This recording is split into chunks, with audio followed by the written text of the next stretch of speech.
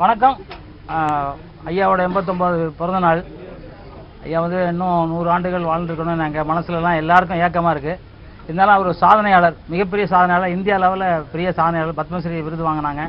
ரொம்ப அவரோட பிறந்த நாளுக்கு வரல எங்களுக்கு சந்தோஷமாக இருந்தாலும் அவர் எங்கள் கூட இல்லையே, நம்ம கூட இல்லையேங்கிறது ஒரு வருத்தம் இருக்குது. ஐயாவனால் தான் இப்போ நான் வந்து ஸ்கூலுக்கு போகலை. ஸ்கூல்னால் எங்கள் அம்மா 1ஆம் கிளாஸ் படிக்கும்போது இறந்துட்டாங்க, நான் ஸ்கூலுக்கு போகல. ஆனால் டீ கடையில் தினத்தந்தி பேப்பர் பார்த்து, இந்த சிந்துபாத் கதை பார்த்து, அதை பார்த்து தான் நான் தமிழ் கற்றுக்கிட்டேன்.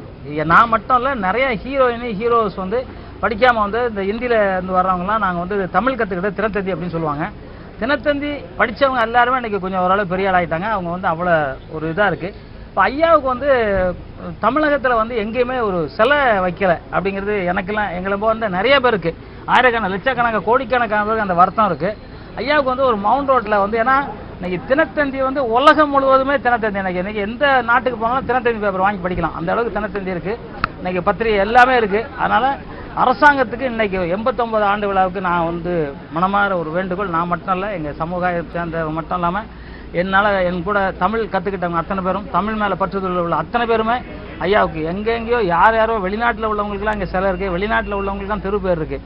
ஆனால் எங்கள் ஐயாவுக்கு வந்து அந்த ஒரு பேர் வைக்கணும், ஒரு சிலை வைக்கணும் அப்படிங்கிறது எங்களோட மனமார்ந்த ஆசை. அதை வந்து தமிழக அரசு ஐயா ஸ்டாலின் ஐயா அவர்கள் வந்து நிச்சயமாக அதை வந்து நிறைவேற்றுவார் அப்படின்னு நான் நினைக்கிறேன். ஏன்னா வந்து இது எப்படி கேட்குறது என்னங்கிறது எங்களுக்கு தெரியல. நிச்சயமாக நான் வந்து ஒரு மனு கொடுக்கணும், போன வாட்டி நான் சொல்லியிருந்தேன். அதனால் ஐயாவுக்கு வந்து ஒரு சிலை எங்கேனா ஒரு முக்கியமான இடத்துல, மிக முக்கியமான இடத்துல, எனக்கு வந்து வெளிநாட்டுக்காரவங்க சிலைலாம் இருக்குது, ஆனால் நம்ம ஐயா சிலை இல்லை.